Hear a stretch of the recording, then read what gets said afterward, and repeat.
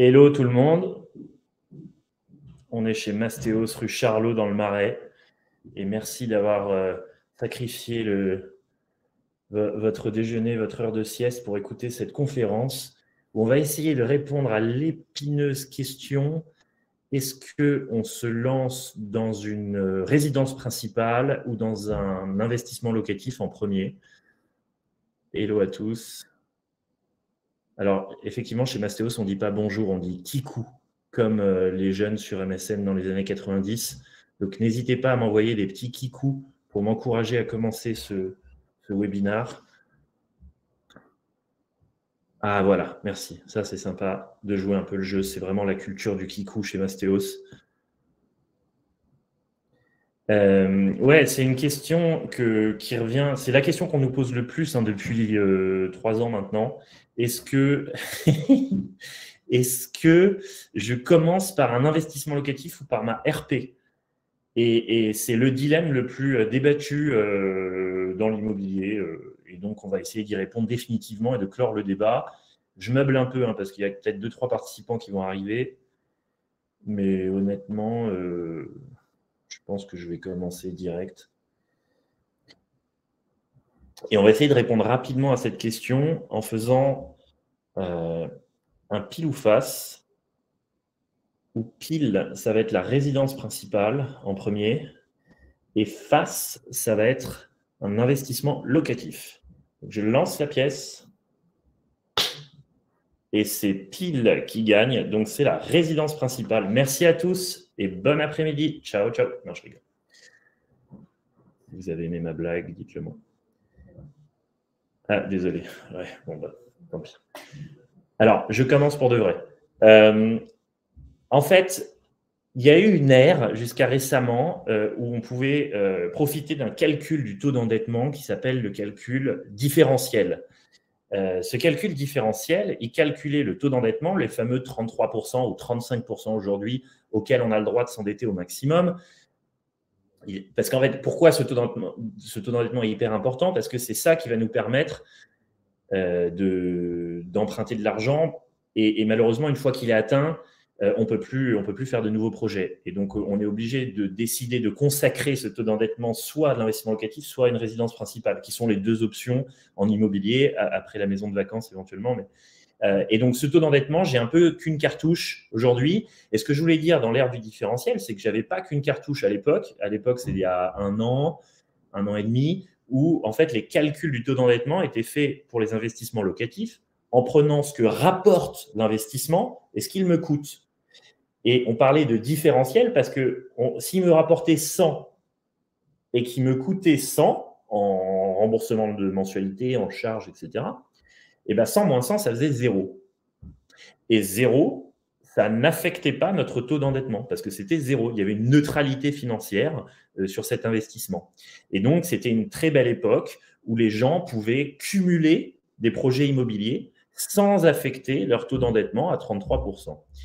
Et l'ère du différentiel, c'était une ère où la réponse à la question résidence principale ou investissement locatif était vite répondue, comme disent les jeunes, parce que on pouvait faire les deux. Tant que l'investissement locatif était à peu près autofinancé, il n'avait très peu d'impact sur le taux d'endettement. Et donc, on pouvait très bien faire son investissement locatif et attaquer la RP un peu après. Aujourd'hui, maintenant que le Haut Conseil de la sécurité financière, le HCSF, a commencé à durcir un peu les règles, il a demandé aux banques d'abandonner le calcul différentiel pour revenir à un calcul classique. Et le calcul du taux d'endettement classique, ça n'est plus ce que ça me rapporte moins ce que ça me coûte, ce qui était une différence, une soustraction. Maintenant, c'est une division. Et la division, c'est mes charges au numérateur et mes revenus au dénominateur. Et en fait, pour ceux qui sont bons en maths, on se rend bien compte qu'une division, même si mon bien est autofinancé, et ben ça quand même, ça affecte le taux d'endettement. C'est plus une soustraction où l'un moins l'autre égale 0 et donc c'est neutre. Là, c'est une division. Donc même si j'ai 100 de charges pour 200 de revenus, ben, ça ne fait pas 0, ça affecte mon taux d'endettement. Et donc du coup, là, la question devient un peu plus lourde parce que si je fais un investissement locatif, quand bien même il serait autofinancé, ça va quand même massivement affecter mon taux d'endettement et je vais être un peu amputé, un peu limité pour mon projet de résidence principale. Donc la réponse maintenant claire du différentiel est terminée, elle est un peu plus nuancée. Je commence par une statistique, c'est que chez Mastéos, 2/3 des clients, et nous on fait de l'investissement locatif, 2/3 de nos clients qui se lancent dans un investissement locatif sont locataires. Et on fait 150 projets par mois. Donc déjà, ça donne une première idée du paysage, en tout cas par notre prisme, c'est que les gens qui achètent du locatif chez nous sont locataires. Donc ils commencent par définition par un investissement locatif.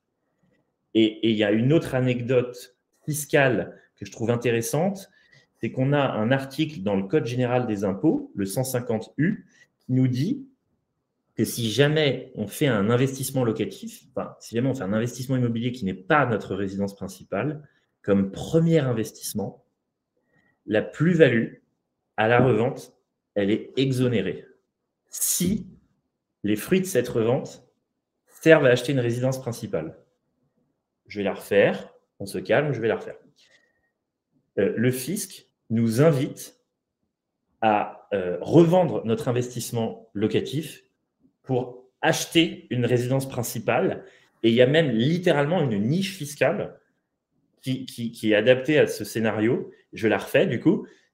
Si jamais je suis locataire et que mon premier achat immobilier, c'est un investissement locatif, c'est une résidence qui n'est pas ma résidence principale, lorsque je vais revendre ce bien, tant que je suis locataire, ma plus-value ne sera pas taxée. Je serai littéralement en franchise d'impôt sur ma plus-value si l'argent de la revente sert à financer ma première résidence principale. Donc, on a une niche fiscale dédiée à ceux qui commencent par un investissement locatif pour ensuite se lancer dans une résidence principale. Parce que je vous le rappelle, si jamais, avant que cette niche fiscale existe, les reventes de résidences secondaires d'investissement locatif, elles étaient taxées à 38%. Et d'ailleurs, si jamais du coup on ne coche pas toutes les cases, on est taxé à 38%. Ne pas cocher toutes les cases, c'est-à-dire je suis propriétaire de ma RP, cet investissement locatif n'est pas ne va pas servir à financer ma première RP vu que je suis déjà propriétaire. Du coup, je n'entre pas dans les cases fiscales. Du coup, je me prends 38% d'impôt sur la plus-value. Voilà. Donc, si c'est vraiment mon investissement locatif qui me sert lors de la revente à financer ma première résidence principale, je suis exonéré. Donc, ça montre que l'État va plutôt dans ce sens de commencer par un investissement locatif. Exactement, Benoît. Et après, je ne donne pas tous les critères, mais c'est effectivement, il y a plus de 4 ans sans résidence principale. Il y a pas mal de critères. Il faut que ça soit réinvesti dans les 2 ans suivant la revente, etc. Mais je vous donne l'idée. Bon, on va rentrer dans le vif du sujet. Ce qu'il faut savoir, c'est que acheter une résidence principale, ce n'est pas un sujet totalement financier. Et moi, je vais vous répondre avec des arguments financiers. Mais quand on achète une résidence principale, c'est un acte de consommation émotionnelle. Ce n'est pas du financier. On achète ses RP parce qu'on emménage avec son conjoint et qu'on a envie d'avoir un projet de vie. Et que être propriétaire, pour certains, ça réactive une émotion sécuritaire, etc. Donc, voilà, il y a plein de trucs qui ne sont pas financiers. Mais d'un point de vue strictement financier, on va parler d'arbitrage locatif. Ça veut dire quoi? Ça veut dire que, imaginons que j'ai qu'une cartouche, parce que l'ère du différentiel est finie, donc ce qui est le cas, je peux choisir que l'un ou l'autre. C'est soit RP, soit investissement locatif, avec ma capacité d'emprunt. Donc, je peux exploiter ma capacité d'emprunt que sur l'un des deux. J'ai plutôt envie d'exploiter ma capacité d'emprunt sur un actif locatif à haut rendement et de rester, moi, locataire à bas rendement. À Paris, par exemple, on a 3% de rendement en moyenne. À Marseille, on va avoir du 6%. Du coup, j'ai plutôt envie d'être locataire à Paris à 3 et bailleur à Marseille à 6. Ça fait sens. Quitte à choisir de déployer ma capacité d'emprunt sur une des deux villes, on se rend compte, c'est assez logique quand on y pense, de se dire je suis locataire à 2-3, je suis bailleur à 5-6. Du coup, j'ai fait un arbitrage locatif et la différence, entre guillemets, est dans ma poche. Parce que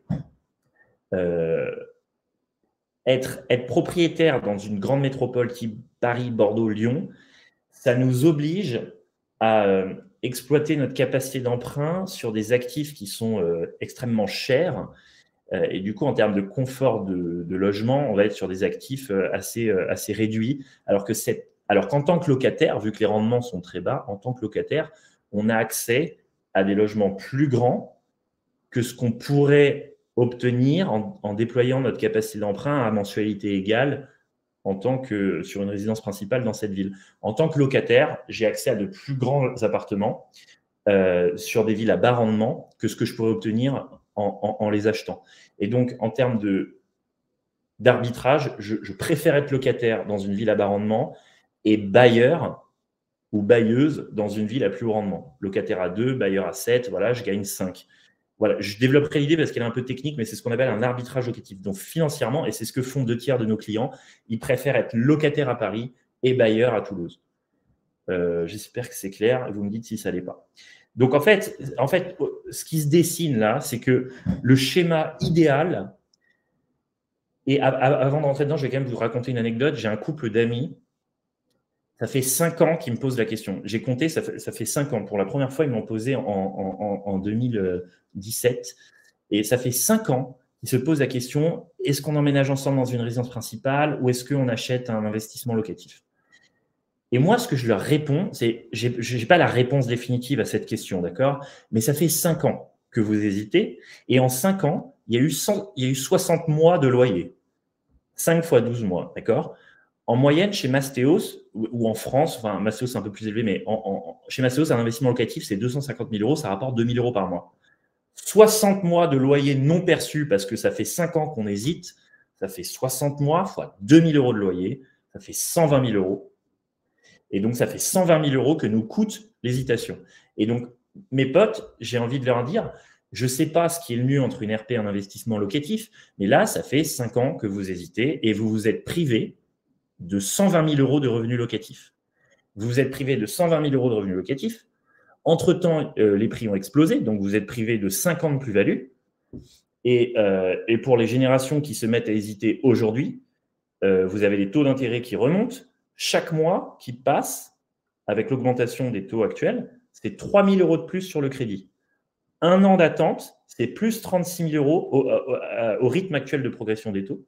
Et donc, en fait, en hésitant entre les deux, on se prive de tous les loyers qu'on ne perçoit pas, du taux d'intérêt qui augmente et qui crée une surcharge sur le coût total du crédit chaque mois, à hauteur de 3 000 euros tous les mois. Et l'inflation. Alors ça, c'est plus débattable parce qu'en ce moment, certains pensent que les prix de l'immobilier vont baisser. Moi, ma thèse, et je suis biaisé, mais ma thèse, c'est qu'ils ne vont pas baisser parce que ma thèse, c'est que, si on regarde les statistiques économiques, en période inflationniste, le logement ne devient pas plus abordable. C'est une douce illusion. En période où les prix explosent, les prix du logement montent avec. En période d'inflation, les prix montent, les prix du logement montent aussi. Les loyers sont indexés sur l'inflation. Je n'ai pas pour scénario central que les prix baissent.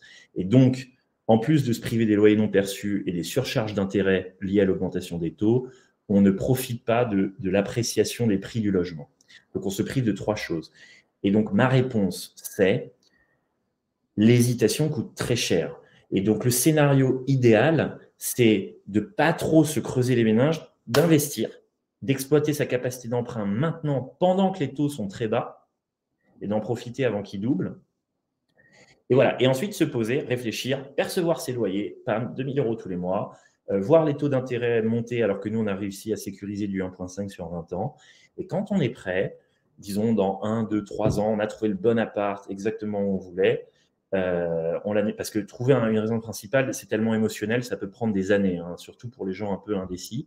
Et ben voilà, entre-temps, j'accumule du loyer, je m'enrichis, mon patrimoine se forme, mon bien est amorti, la banque m'a financé mon bien, mes locataires remboursent mon prêt, éventuellement Mastéos s'occupe de tout, ou sinon vous le faites vous-même, peu importe, mais en tout cas, mon hésitation, elle arrête de me coûter cher. Donc, ce que je conseille aux gens qui hésitent, c'est agissez maintenant, posez-vous, et le jour où vous voudrez acheter une résidence principale, à moins que l'ère du différentiel revienne, il faudra probablement, si vous voulez vraiment exploiter pleinement vos 33%, 35% d'endettement, il faudra probablement revendre votre investissement locatif. Mais cet investissement locatif, il aura été amorti d'au moins 3 ans ou 4 ans. Donc, sur un prêt à 20 ans, c'est un cinquième. Je fais abstraction des frais de notaire. Un cinquième d'un bien à 300 000 euros, c'est 60 000 euros. Et c'est ça en apport sur le cash qu'on récupère, plus la plus-value éventuelle. Je ne sais pas s'il y en aura, mais il pourrait y en avoir. Donc, tout ce qui a été amorti par les loyers, qui a servi à rembourser une partie de l'emprunt, plus l'éventuelle plus-value, plus ce qu'on aura pu épargner entre-temps, tout ça, ça forme une masse de cash qui va nous servir d'apport pour notre résidence principale. Et je pense que le scénario où on commence par un investissement locatif pour accumuler de la trésor, s'enrichir et faire une RP plus tard, il est beaucoup plus sain que celui où on est en hésitation, et cette hésitation, elle nous coûte chaque mois 1 mois de loyer et 3 000 euros d'intérêt supplémentaire, soit 5 000 balles tous les mois. Donc c'est toujours mieux d'agir vite, en fait. C'est ça que je veux dire. Et de ne pas faire comme mon couple d'amis. Je fais une petite pause pour prendre 2-3 questions si vous en avez.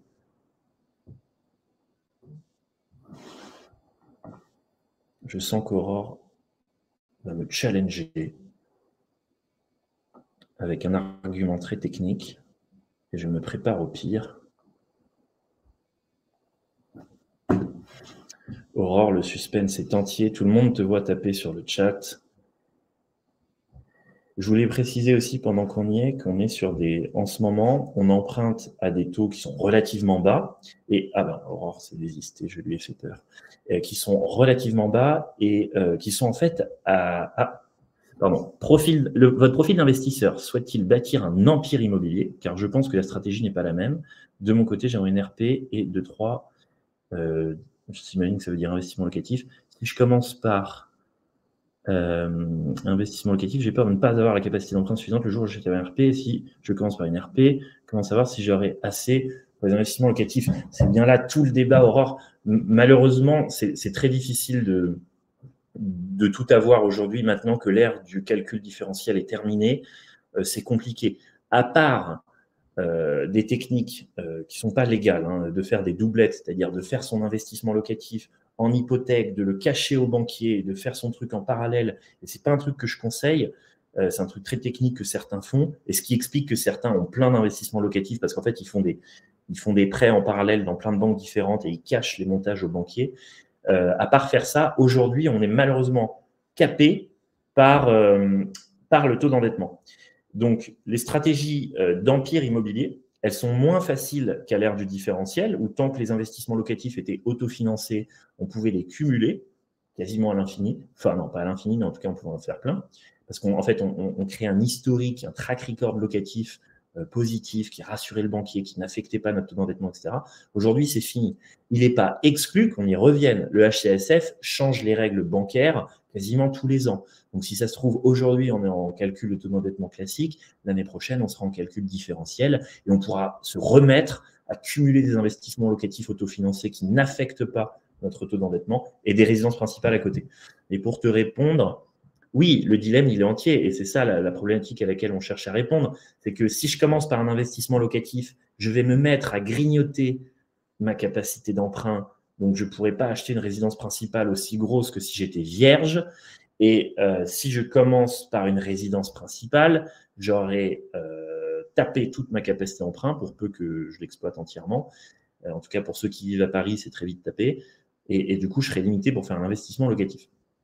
C'est littéralement l'objet du débat aujourd'hui. Moi, je pense, si on se lance que dans le jeu de l'investissement locatif et qu'on reste locataire de sa résidence principale, c'est mon cas par exemple, on commence par un invest locatif, on tape ses 35% de taux d'endettement.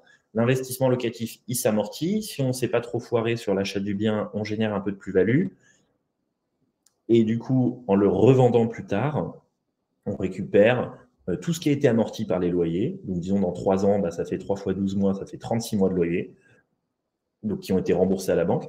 Donc, en tout cas, qu'on récupère lors de la revente, puisque c'est ça de moins à rembourser à la banque, et plus la plus-value. Donc, ça nous, en fait, au lieu de les faire en parallèle comme à l'époque du différentiel, là, on va les faire en successif et on va faire un petit appart. On va récupérer le montant amorti plus la plus-value. On va releverager ça. On va réappliquer du levier bancaire dessus sur un nouveau projet plus gros. On va refaire de la plus-value. On va réamortir le bien. On va revendre au bon moment. On va récupérer en un apport encore plus grand qu'on va releverager sur notre projet. Et voilà. Et en fait, ça fait un effet boule de neige. Et c'est comme ça qu'on construit pas des empires immobiliers, mais en tout cas des patrimoines ambitieux à l'ère du calcul classique. Donc oui. Et voilà, pour revenir à mon fil, c'était mon conseil. Comme l'hésitation coûte super cher et qu'une résidence principale, c'est un acte d'achat émotionnel, je conseille, comme nous invite à le faire les impôts, de commencer par un investissement locatif.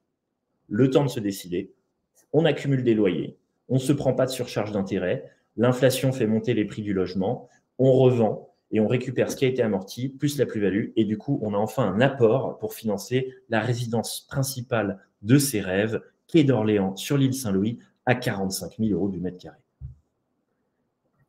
Bonjour, comment éviter de perdre 50% avec les diverses impositions? Bon, alors, honnêtement, la fiscalité immobilière, elle n'est pas si violente en France, parce qu'on a deux régimes, enfin surtout un régime que tu mentionnes, Danick, qui est le LMNP. Alors, le LMNP, c'est la location meublée non professionnelle. Ça consiste à louer un appartement meublé et ça nous fait, si on choisit l'option réelle, parce qu'en fait, il y a deux options quand on fait du LMNP, il y a l'option forfaitaire et il y a l'option réelle. L'option forfaitaire, c'est pour les gens qui sont phobiques administratifs et qui disent « j'ai pas envie de m'emmerder avec de la comptabilité, je préfère cocher une case et j'aurai un abattement forfaitaire de 50% sur tous mes revenus. Ça veut dire que si je fais 100 € de revenus locatifs, je serai imposé que sur 50 €. C'est déjà très bien. Mais pour ceux qui sont un peu plus à l'aise avec l'administratif, vous allez cocher l'option réelle et vous allez prendre un comptable, vous allez lui envoyer des factures. Et grâce à l'option réelle, vous allez pouvoir amortir, c'est-à-dire déduire de manière lissée le prix du bien, le montant des travaux, le montant des meubles, même le montant des frais d'acquisition, toutes les charges déductibles. Tout ça, ça va créer une masse déductible qui va servir à écraser le revenu fiscal et donc être en neutralité fiscale sur vos revenus locatifs pendant les premières années. C'est pour ça que le LMNP, c'est le grand chouchou des investisseurs locatifs, parce que justement, on est peu ou pas fiscalisé, en tout cas pour les 5, 7, 10 premières années, selon le montant des travaux amortissables, etc. Donc, la fiscalité n'est pas très violente, et à la revente, et c'est le grand avantage du LMNP, tout ce qu'on a déduit d'un côté en amortissement n'est pas repris.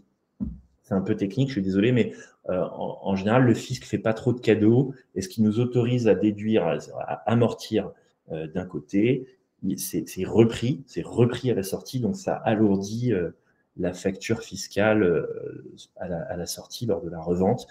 Et en LMNP, ce n'est pas le cas. On peut et amortir et ne pas avoir de reprise d'amortissement, donc la plus-value à la sortie, elle est beaucoup plus douce. Et je rappelle que si cette plus-value, elle est réinjectée dans notre première résidence principale, dans ce cas, elle n'est pas imposable. Aura-t-on accès à la vidéo après? Yes. Vous conseillez de mettre en LMNP ou d'acheter avec travaux ou autre? Alors oui, je conseille de mettre en LMNP, option réelle. Avec travaux, c'est toujours cool parce que bon, ça valorise le bien et surtout, c'est amortissable sur des durées courtes.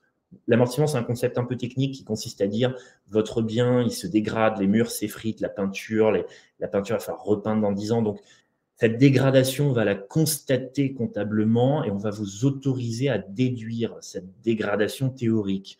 Donc, si la peinture, il faut la refaire tous les 10 ans, bah, vous prenez vos 10 000 € de peinture et vous les amortissez sur 10 ans. Et donc, 10 000 divisé par 10, ça fait 1 000. Donc, je peux déduire de mes revenus locatifs 1 000 € tous les mois. Donc, si je faisais 10 000 € de revenus locatifs, je déduis 1 000 € d'amortissement peinture et je ne suis plus taxé que sur 9 000.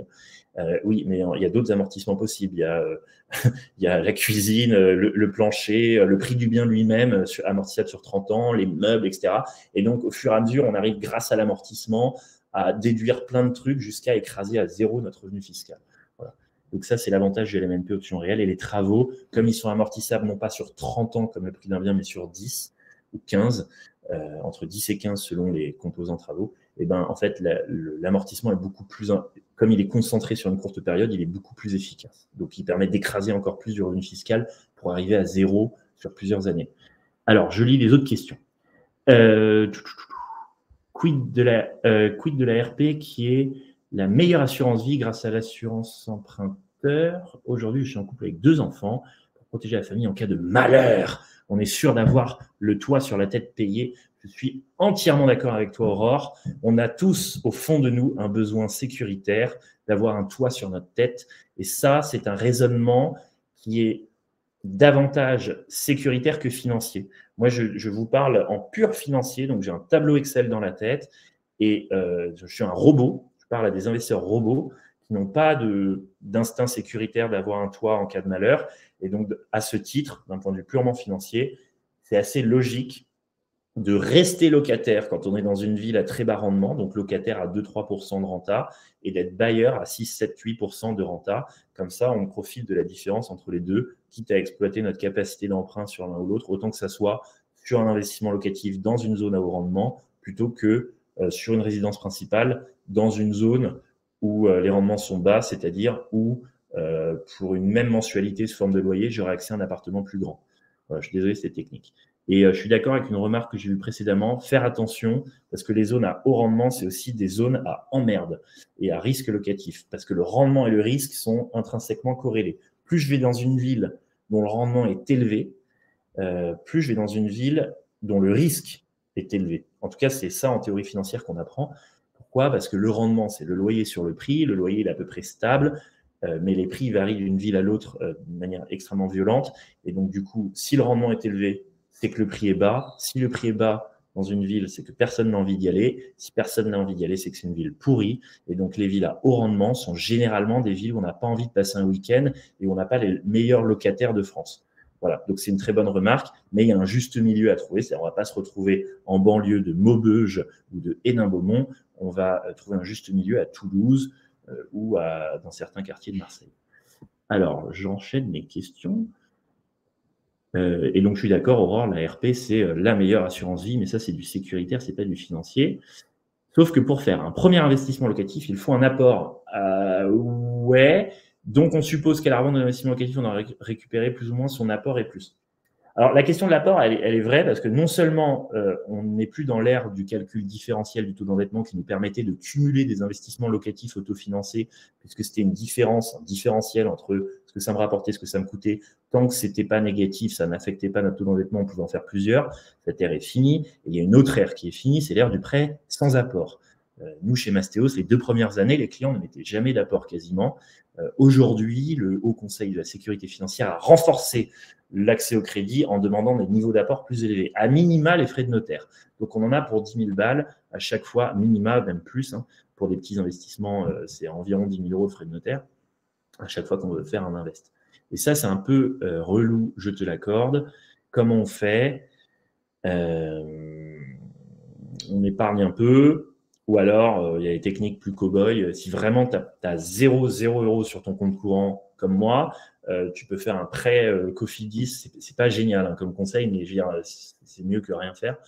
Je sais pas, tu fais un prêt Cofidis en même temps que ton prêt immobilier, tu fais racheter les deux par un organisme de rachat de prêt que tu réétales sur 20-25 ans, où tu empruntes 10 000 euros à ta tante, où tu vas sur un site de rencontre de personnes riches comme sugardaddy.com pour te trouver un conjoint qui a de la trésor à t'apporter. Voilà. Mais c'est vrai que la question de l'apport, c'est un gros frein. Et honnêtement, on n'est pas super mal logé en France parce qu'on a étudié les marchés italiens, espagnols, grecs.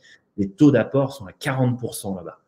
40%, entre 30 et 40%. Ça prive 3/4 de la population de l'accès aux investissements immobiliers. En France, on est très loin de ces 30-40%, on est plutôt à 10%, 10-15%.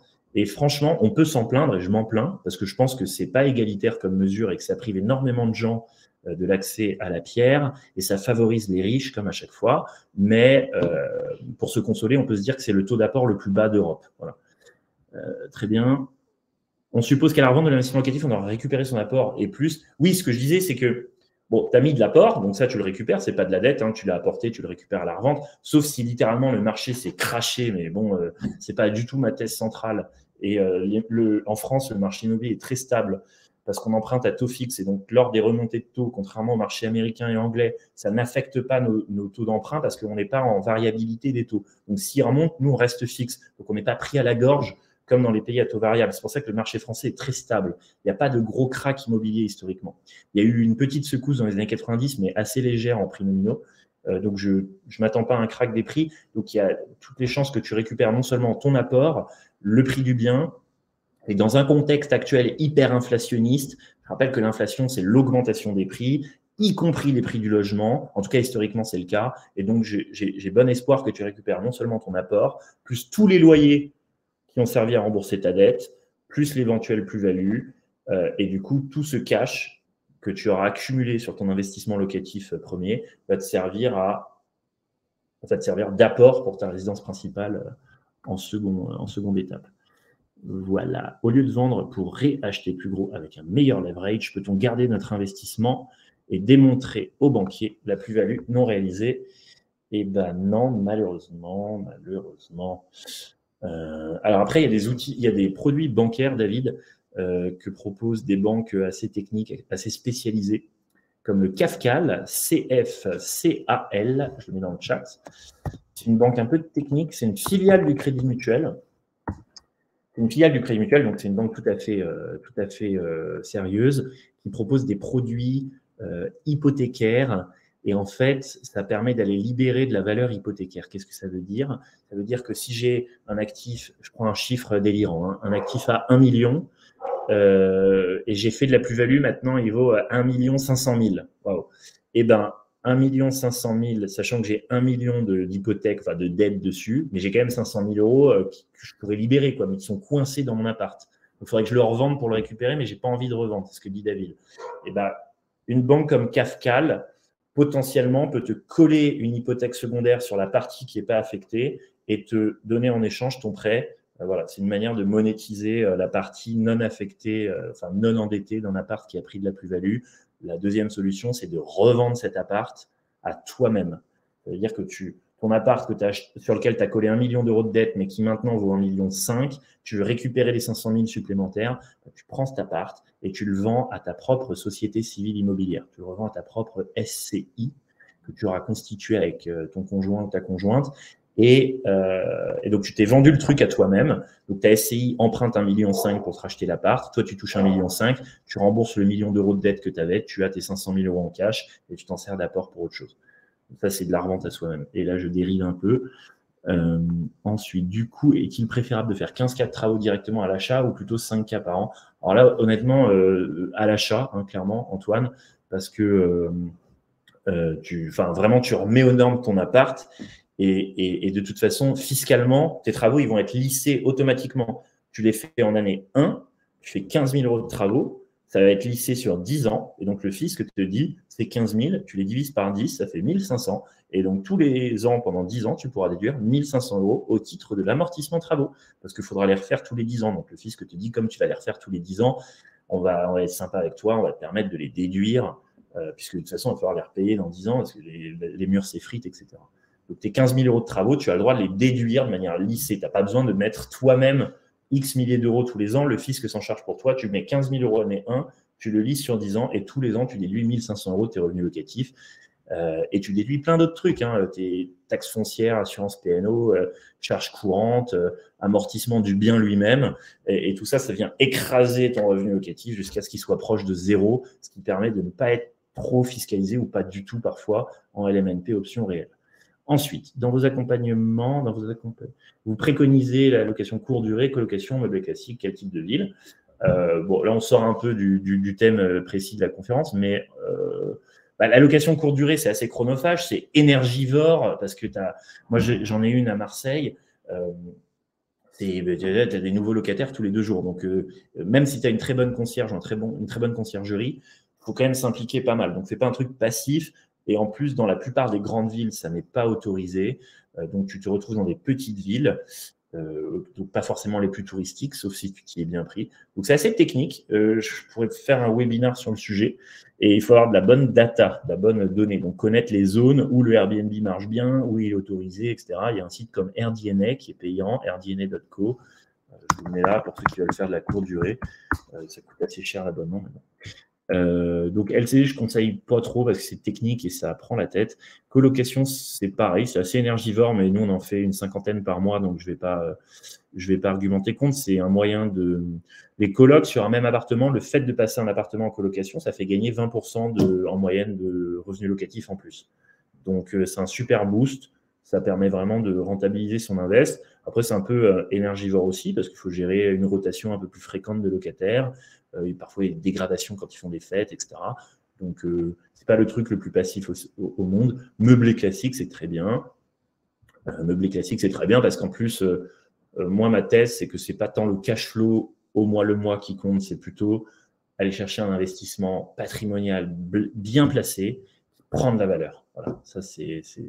Et donc, pas besoin d'essayer de booster le truc en location courte durée, en coloc, sauf avoir un peu d'agressivité financière tout à fait respectable. Mais moi, je préfère conserver ma stabilité mentale, ne pas rajouter de charge mentale avec la gestion de coloc et de courte durée, et de voir mon bien s'apprécier avec la plus-value. J'ai acheté sur le vieux port de Marseille un bien que j'ai surpayé et qui n'est pas rentable du tout, mais il prend 10% de plus-value par an. Et en fait, je m'enrichis bien plus que mes biens à très très haut rendement que j'ai acheté à Roubaix, etc., qui prennent jamais de plus-value et qui me créent énormément d'emmerdes. Voilà, Cafcal, je suis de l'île Maurice et c'est commun les banques comme Cafcal ici. Ouais, Cafcal, c'est trop bien. En fait, dès qu'on est coincé avec sa banque traditionnelle, prendre un courtier Cafcal, parce que Cafcal ne travaille qu'avec des courtiers spécialisés. Donc, vous appelez n'importe quel courtier, genre meilleur taux, pré-taux, peu importe, et vous leur dites je veux tenter un truc Cafcal parce que j'ai une certaine ambition patrimoniale et donc je veux tester les circuits bancaires différents. Ah oui, et puis j'ai pas répondu dans quel type de ville. Encore une fois, ma thèse, la vérité, c'est que il y a deux écoles en termes de villes. Soit on va chercher des villes safe, sécuritaires, non risquées, et on se retrouve du coup à Bordeaux, à Lyon, à Paris, à Lille, à Strasbourg, et on prend très peu de risques, mais on n'a pas une super grosse renta. Ça, c'est l'approche patrimoniale. C'est mon approche, parce qu'on n'a pas de renta, mais on a de la plus-value. Pourquoi? Parce que c'est les villes les plus patrimoniales qui captent le mieux et qui captent en priorité la plus-value, l'appréciation des prix du foncier. Dans les environnements inflationnistes, contrairement à ce qu'on peut lire et entendre, le foncier a plutôt vocation à monter avec le reste de l'inflation. Et qu'est-ce qui capte le mieux l'augmentation des prix? Ce sont les villes et les zones patrimoniales. Le mot plus-value n'existe pas dans le dictionnaire à Roubaix, à Hénin-Beaumont, à Maubeuge, Perpignan. Ça n'existe pas. Enfin, je rigole, hein, mais on aura beaucoup plus de plus-value, on va capter beaucoup mieux l'appréciation des prix quand on est dans une zone sexy. Donc c'est pour ça que l'approche patrimoniale est pas mal. Il y a des villes qui sont moins patrimoniales et donc qui sont du coup moins chères. Et comme elles sont moins chères, elles sont plus rentables, mais elles apportent un peu plus de risques. Et c'est pour ça qu'il faut, notamment en passant par des gens comme Mastéos, accéder à de la donnée un peu fiable qui permettent de dire, OK, cette ville, elle est rentable, mais le niveau de risque est relativement faible par rapport au niveau de rentabilité, donc on peut y aller. Ensuite, que conseillez-vous pour les expats, RP ou investissement? Si tu es expat, du coup, pas de RP. Hein. C'est le principe même d'être expat, Myriam. Pardon, c'est juste que je lis la question en live. Donc, RP ou investissement, par définition, si tu vis à Hong Kong, tu n'as pas ta résidence principale en France. Donc, l'exploitation de ta capacité d'emprunt, elle est vraiment locale au pays. Et donc, je te conseille un investissement locatif. J'espère que j'ai bien compris ta question. Ensuite, Aurélie, pour l'achat d'une RP en vue d'un achat-revente, est-ce que vous proposez vos services? Bof, pas trop. Nous, on est très obsédés de l'investissement locatif et donc dès que ça part en résidence principale, on est moins expert du sujet. Donc, pas trop. On est plutôt là pour te faire éventuellement un achat-revente d'un investissement locatif qui pourra éventuellement te servir à acheter ta résidence principale plus tard grâce à l'amortissement du bien que tu auras accumulé, plus la plus-value, plus ton apport, tout ça, tu le récupères à la revente. Ça n'est pas fiscalisé comme on l'a vu parce qu'il y a une loi qui défiscalise les gains d'un investissement locatif qui servirait à financer ta résidence principale. Donc, c'est très vertueux pour moi de commencer par un investissement locatif, le temps de réfléchir à sa résidence principale, d'accumuler du loyer, d'accumuler de la plus-value et de récupérer le tout quand on sera décidé à acheter sa résidence principale pour mettre du levier bancaire et ça servira d'apport. Vous avez déjà répondu. En cas d'apport conséquent qui permet d'acheter en totalité un petit appartement locatif pour nourrir un projet d'achat de RP en parallèle, est-ce qu'il vaut mieux acheter l'appart sans emprunter puis faire un emprunt pour la RP ou faire 2 emprunts? Comme ça, à chaud, enfin, la règle en immobilier, c'est que l'immobilier locatif n'a d'intérêt qu'avec de la dette. L'achat cash d'immobilier a assez peu d'intérêt parce que c'est pas un actif qui est extrêmement rentable par nature. Il le devient parce qu'on fait travailler l'argent des autres. Tu vois, je sais pas, à Marseille, dans les quartiers centraux, tu es à 4-5% de rentable. Bon, c'est très bien, mais c'est pas non plus stratosphérique. Ce qui rend en fait l'opération financièrement hyper intéressante, c'est qu'on va mettre très peu de sa poche en fait. Donc, on va avoir un levier où on va mettre 1/5, 1/10 de sa poche. Et donc, si on a 5% de renta, avec l'effet de levier, comme on a mis qu'un dixième, et ben c'est 5% x 10 sur le capital que nous, on a investi. Donc, ça fait du 50% au lieu de 5%. L'effet de levier, il va booster, décupler le rendement. Si tu n'as plus d'effet de levier bancaire parce que tu as acheté cash, tu te prives de l'intérêt même de l'immobilier locatif qui est le levier bancaire, qui est un des plus élevés d'Europe en France. Donc, je te déconseille par principe d'acheter cash, ça n'a pas trop d'intérêt. Je te conseille de maximiser ton levier bancaire sur ta RP et ton investissement locatif.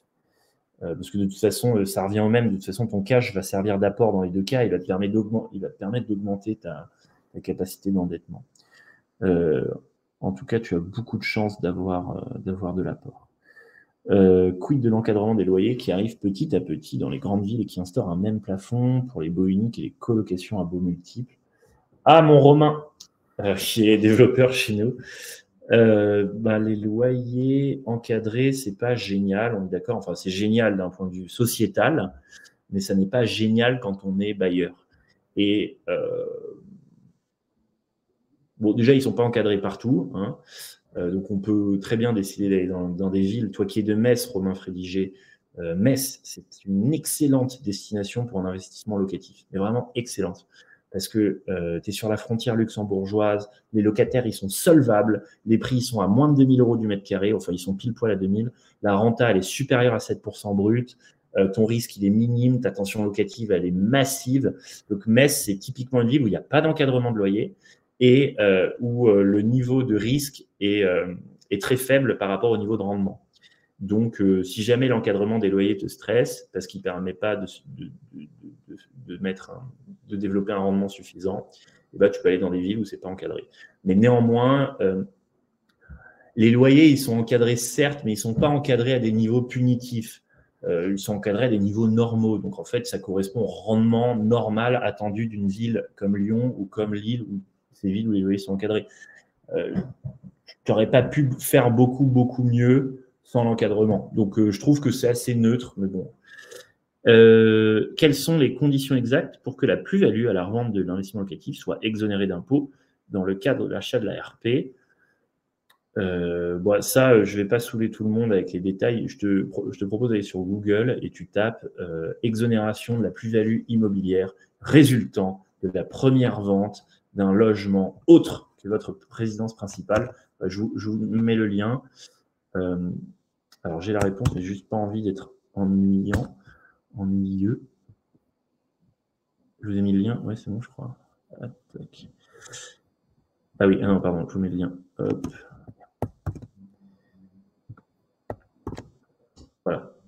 Voilà. Tu as tous les détails là. Est-ce qu'il y a une limite de temps sur l'acquisition? Est-ce que l'argent peut être placé en assurance vie entre-temps? Alors déjà, l'assurance vie, ça ne rapporte rien. Et donc, non, il n'y a pas de limite de temps sur l'acquisition. Mais mon gros argument central aujourd'hui, c'est de vous expliquer que l'attente en immobilier, elle coûte cher, elle coûte très cher. Je rappelle les 3 raisons pourquoi elle coûte cher. 1, tous les mois qu'on attend sont des lois où on ne perçoit pas de loyer. Un loyer, en moyenne, c'est chez Mastéos, en tout cas, chez nos clients, c'est 2 000 € par mois. Donc, si j'attends 1 an, je me prive de 24 000 € de loyer. C'est quand même une grosse somme. Deuxièmement, chaque mois que j'attends, dans un contexte où les taux sont en train d'augmenter, Le rythme d'augmentation des taux actuels, c'est 3 000 € supplémentaires de coût du crédit sur un investissement normal à 250 000 €. Et donc, j'ai mon loyer de 2 000 € plus mon coût supplémentaire de crédit à 2 500, 3 000. Ça fait 5 000, plus la plus-value qui est liée à l'inflation et qui affecte aussi les prix du logement. Et la réindexation des loyers sur l'inflation, etc. Donc, je me prive vraiment de 5, 6, 7 000 € par mois. Enfin, c'est très théorique ce que je dis, mais ce que je veux dire, c'est que l'attente, elle coûte très cher. Et placer son argent sur une assurance vie, ce n'est pas une idée géniale quand tu as en Europe 10% d'inflation par an. Alors, en France, tu es à 5,5. En Allemagne, les chiffres sont tombés hier, ils sont quand même à 8. En Belgique, aux Pays-Bas, en Estonie, ils sont à 10. Et en fait, quand tu as 10% d'inflation, quand tu mets 1 000 € sur un compte épargne, l'année d'après, il n'y a plus que 900. Hein. Alors, il y a toujours 1 000. Facialement, il y a 1 000. Mais la valeur réelle de cet argent, en termes de pouvoir d'achat, s'il y a eu 10% d'augmentation des prix entre-temps, ton argent vaut littéralement 10% de moins. Et ce qui est intéressant, c'est que quand tu les places, tu perds de l'argent en termes réels, parce que l'inflation vient grignoter la valeur de ton argent. Mais en revanche, quand c'est de l'argent que tu dois à la banque, et ben là, c'est en ta faveur. Parce que la valeur de ce que tu dois à la banque se fait grignoter en termes réels du montant de l'inflation. Et je prends 2 secondes pour vous prendre un exemple concret. Si jamais j'ai 1 000 € que je prête à un pote qui doit me rendre l'année prochaine et qui a 10% d'inflation chaque année, imaginez, avec ces 1 000 €, je voulais m'acheter un vélo qui coûtait 1 000 € chez Decathlon. Les prix augmentent de 10% par an. Donc, le vélo, l'année prochaine, il vaudra 1 100 €. D'accord ? Mes 1 000 €, je les ai prêtés à un pote. Il me les rend l'année prochaine. Il me rend mes 1 000 €. Est-ce que c'est les mêmes 1 000 €? Non, je ne peux plus m'acheter mon vélo parce que les prix ont pris 10%. Donc, en fait, les 1 000 € qu'il m'a rendus n'ont plus la même valeur. Et donc, pour que je m'y retrouve financièrement, si je lui prête 1 000 € dans un contexte où il y a 10% d'inflation, si je veux pouvoir acheter mon vélo l'année prochaine, il faut que je lui facture à minima en taux d'intérêt le montant de l'inflation. Sinon, je récupère de l'argent qui vaut moins en valeur réelle. Donc, s'il y a 10% d'inflation et que je vais m'y retrouver, il faut que je lui donne, sur le prêt de 1 000 €, il faut que je lui mette 10% de taux d'intérêt. Sinon, je perds de l'argent. Et si je perds de l'argent, lui en gagne. Et le contexte actuel bancaire, les banques nous prêtent à 1,5 et en France, on a 5,5 d'inflation. C'est-à-dire que les banques ne prêtent pas au niveau de l'inflation. Et ce différentiel, il est en notre faveur. Le taux nominal, il est à 1,5 sur 20 ans. Le taux d'inflation, il est à 5,5. Et quand je fais l'un moins l'autre, je tombe sur moins 4. Moins 4, c'est ce qu'on appelle en économie le taux d'intérêt réel. On parle en termes réels. On parle en termes de taux nominal moins l'inflation. Et quand on emprunte à taux réel négatif, on s'enrichit en s'endettant. Je suis désolé, c'est un peu technique à comprendre, mais il faut reprendre l'exemple des 1 000 € que je prête à un pote pour acheter un vélo. En fait, c'est facile. Mon actif immobilier, il va capter l'inflation à la hausse. On est dans un scénario où on est en hyperinflation. Mon actif immobilier, il va capter l'inflation à la hausse, ne serait-ce que parce que le loyer, il est indexé sur l'inflation, il se revalorise chaque année du montant de l'inflation. Et historiquement, les prix de la pierre ont vocation à augmenter pendant les périodes inflationnistes. On n'a pas eu de scénario historique où, à mesure que les prix augmentaient, le logement devenait de plus en plus abordable. Le logement ne devient pas de plus en plus abordable dans un contexte où les prix montent. Au contraire, le logement, il capte l'inflation à la hausse, il l'absorbe. Et donc, j'ai un actif qui est positivement corrélé à l'inflation, ne serait-ce que via le loyer qui s'indexe sur l'inflation. Et j'ai un passif, une dette que je dois au banquier, dont la valeur réelle se fait grignoter par l'inflation. Parce que ce n'est pas compensé par le petit taux d'intérêt qu'on me facture. L'inflation, elle est supérieure au taux d'intérêt. Du coup, j'emprunte un taux réel négatif. Donc, la valeur de ce que je vais rendre au banquier dans 20 ans, ça ne vaudra plus rien. L'argent que je dois au banquier ne vaudra plus rien parce qu'il aura été grignoté par l'inflation, alors qu'en parallèle, mon actif immobilier va capter cette inflation chaque année pendant 20 ans, au niveau du loyer tant qu'au niveau du prix. Donc, j'ai un actif qui est exposé à la hausse sur l'inflation et un passif qui est exposé à la baisse. Et c'est pour ça que dans ce contexte de taux d'intérêt réel négatif, il n'y a littéralement jamais eu de meilleur moment de l'histoire pour investir dans l'immobilier locatif avec de la dette. Donc, il faut en profiter. Antoine, du coup, vous suggérez qu'on commence par un petit invest locatif, absolument, en LMNP, option réelle, puis revendre 4-5 ans, 3, 4, 5 ans, ouais, le temps que tu te sois décidé, pour récupérer de la trésor, absolument, de la trésor qui vient du remboursement par les loyers, de la plus-value et de l'apport qu'on a mis. Ça, c'est pas de l'enrichissement, mais en tout cas, on récupère ces 3 éléments. Et cet apport, enfin ce cash qu'on récupère, nous permet d'enchaîner avec un plus gros investissement locatif. Oui, absolument, oui, avec un plus gros investissement locatif, absolument. Donc un petit immeuble, si tu veux, absolument. Alors là, tu es dans un schéma pur invest locatif où tu fais vraiment que ça jusqu'à la fin de tes jours. Tu prends des petits invests, tu les amortis, tu fais générer de la plus-value, tu récupères le cash, tu refais un projet. Comme tu as plus de cash, tu peux aller chercher une capacité d'emprunt plus élevée et du coup, tu peux taper un invest plus gros et tu refais la même opération à plus grande échelle, etc. À l'époque, on le faisait en parallèle, à l'époque du calcul différentiel. Aujourd'hui, on le fait en successif et ça te permet à la fin de te finir avec un gros patrimoine. Voilà. Mais là, j'étais dans le schéma où vraiment on a quelqu'un qui hésite entre investissement locatif et résidence principale et qui sait qu'il veut une résidence principale et qui ne va pas être locataire et faire de l'investissement locatif toute sa vie pour exploiter sa capacité d'emprunt. Et du coup, cette personne qui vraiment hésite entre les deux et qui n'est pas juste investissement locatif, je lui conseille de commencer par un investissement locatif, le temps de se décider sur sa résidence principale, parce que le temps de se décider, il va accumuler des loyers, il va sécuriser des taux d'emprunt qui sont historiquement très bas par rapport à l'inflation, il va générer de la plus-value en captant l'inflation sur son actif, et du coup, il va pouvoir reprendre cet apport à la revente. Cet apport va être défiscalisé en vertu de l'article 150U du Code général des impôts, et ça va lui servir à acheter une résidence principale. Ensuite, comment battre le rendement d'un investissement Pinel avec un investissement locatif meublé? Michael, tu te lances dans un débat sans le savoir qui est extrêmement sensible parce qu'en France, on a la team Pinel et la team Ancien et les deux se détestent amèrement et tu n'es pas sans savoir que chez Mastéos, on fait que de l'investissement locatif dans l'ancien et pas dans le neuf. On est plutôt hermétique au Pinel. Donc ma réponse, elle est très biaisée. Moi, je suis plutôt contre le Pinel parce que je trouve que la carotte fiscale qu'apporte le Pinel n'est pas suffisante pour compenser la sous-performance de l'actif immobilier sous-jacent. En général, les Pinel, ce sont des produits qu'on surpaye parce que c'est du neuf, parce que le promoteur inclut l'économie fiscale dans son prix et parce que les intermédiaires qui vendent du Pinel facturent des frais d'intermédiaire absolument stratosphériques et du coup on se retrouve à surpayer un actif en général mal placé, en général financièrement sous-performant, tout ça pour une économie d'impôt qui n'est pas suffisante pour justifier la qualité médiocre du sous-jacent. C'est très biaisé et je suis sûr qu'il y a des bons Pinel, mais j'ai tendance à vous orienter vers de l'ancien. Et je pense, oui, que le rendement de l'ancien, sans aucune hésitation, bat aisément le rendement d'un Pinel, même en intégrant l'économie fiscale que procure le Pinel. Aurore, préconisez-vous le différé long pour faire rentrer de la trésor les premières années? Alors, le différé, c'est vraiment une super arme, mais dans mon schéma, tu n'en as pas besoin. En fait, tu en as besoin.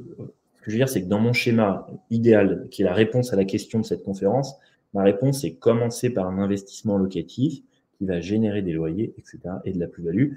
Tu n'as pas besoin de différer parce que de toute façon, tes loyers, ils t'enrichissent directement puisqu'ils viennent rembourser ton emprunt, tu es de plus en plus propriétaire de ton bien, tu es de moins en moins endetté dessus, donc à la revente, la dette aura vachement réduit, donc tu n'auras pas eu besoin de différer pour te constituer de la trésor, puisque la trésor, en fait, tu la récupères à la revente sur ce qui aurait été amorti.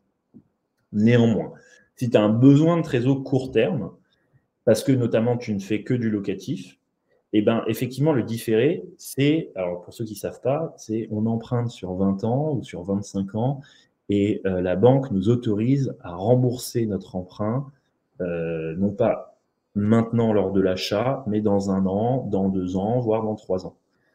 Un peu comme les prêts étudiants où on arrive en école d'ingénieur, en année 1, on prend un prêt étudiant et la banque nous dit mais tu commenceras à nous rembourser dans 5 ans quand tu auras trouvé un job. Et ben là, c'est un peu pareil. La banque nous dit, nous rembourse pas maintenant, prends ton cash, achète ton appart et tu commenceras à nous rembourser quand tu auras fini tes travaux, parce que normalement, c'est juste le différé se fait sur justification de travaux, mais de moins en moins. Maintenant, ça peut être Ça peut être demandé même sans travaux, mais c'est toujours mieux qu'il y ait des travaux pour appuyer une demande de différé. Et donc, on commence à rembourser dans 1 an, dans 2 ans, dans 3 ans. Et en attendant, on peut encaisser des loyers sans payer de mensualité en face. Donc, comme on encaisse des loyers sans payer de mensualité en face, on se constitue de la trésorerie chaque mois sur son investissement locatif pendant la période de différé. Et cette trésor, elle peut servir à 1001 choses. Elle peut servir à rembourser l'apport qu'on a mis. Elle peut servir de trésor de guerre si jamais il y a des problèmes techniques, si jamais il y a de la maintenance, si jamais je dois refaire de la peinture, etc. Je vais les puiser sur la trésorerie que j'ai constituée pendant le différé. Ça peut servir à éponger l'effort d'épargne lorsque les mensualités vont commencer. Exemple, je me lance dans un investissement patrimonial au cœur de Bordeaux, donc pas très rentable, parce que par définition, tout ce qui est patrimonial, c'est pas rentable. Ça prend de la valeur en termes de cash flow. Ça demande la plupart du temps un effort d'épargne. Le patrimonial demande un effort d'épargne. C'est-à-dire que les loyers générés ne suffiront pas à couvrir la mensualité qui est massive, puisque étant sur une zone patrimoniale, on a acheté un bien très cher. Et donc, les mensualités sont très élevées. Et donc, les loyers générés par le bien ne sont pas suffisants dans les zones patrimoniales pour combler les mensualités, plus les charges, la taxe foncière, ainsi de suite. Et donc, ce différentiel entre les deux, entre ce que génère le bien et le coût de mon investissement, c'est ce qu'on appelle un effort d'épargne. Quand il est positif, c'est ce qu'on appelle un cash flow positif. Quand il est négatif, c'est ce qu'on appelle un effort d'épargne. Et bien, quand tu as dû différer pendant 1, 2, 3 ans, tu as accumulé de la trésor, et le jour où tu vas commencer à rembourser, et ben, cet effort d'épargne, au lieu de le puiser sur ton salaire, tu vas le puiser sur le cash que tu as constitué pendant le différé. Et très souvent, la trésor constituée pendant le différé, elle suffit à financer tous les efforts d'épargne des mois suivants. Et c'est comme ça que des investissements non rentables, patrimoniales, à fort effort d'épargne, à cash flow négatif, sont autofinancés grâce au différé qui nous permet de préconstituer le cash qui va servir à financer les deltas négatifs des mois suivants. Ça, c'est une technique assez efficace. Voilà, désolé, j'ai dû en perdre la moitié. Mes amis, on commence tous à avoir très faim, donc je prends les dernières questions. Et après, on va tous off lunch et ensuite la sieste, puis l'apéro. Parce qu'on n'est pas des Allemands, on ne travaille pas le vendredi après-midi. Donc les 45 participants restants, shootez-moi vos questions. Si vous voulez, je vous fais une petite conclusion finale. Résidence principale ou investissement locatif, que choisir en premier? Réponse.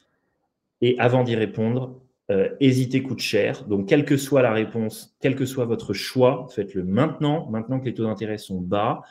Et n'attendez pas trop, parce que l'attente, c'est des loyers non perçus, des taux d'intérêt qui augmentent, donc des coûts du crédit de plus en plus élevés, et de l'inflation du foncier dont on se prive. Voilà, donc c'est vraiment, l'attente coûte très cher. Donc la réponse, c'est décidez-vous maintenant. Et si vous êtes hésitant sur votre résidence principale, commencez par un investissement locatif. Et puis, vous pourrez avoir tout le temps que vous voulez pour choisir le bon appartement en résidence principale. En attendant, vous allez accumuler des loyers, de la plus-value, etc. Et lors de la revente du bien, vous n'aurez pas de fiscalité sur la plus-value puisque vous en êtes exonéré si la revente de ce bien sert à financer votre première résidence principale. Et donc, la boucle est bouclée. Fais-tu une petite danse finale pour clore le webinaire du vendredi avant sieste et apéro? Absolument. Benoît, je vous la fais en live. Et je prends la dernière question d'ordre.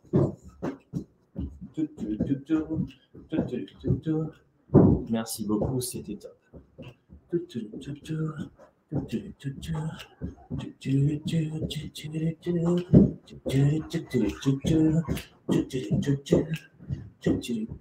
Merci Thierry. Quels sont les prochains thèmes des webinars?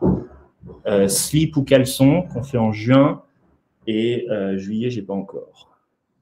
Génial, merci. La bonne humeur, la danse. Merci public. On va tous déjeuner. À bientôt. Ciao, ciao. Écrivez-moi sur LinkedIn si vous avez des questions techniques. Je m'en vais. Ciao, ciao, ciao, ciao.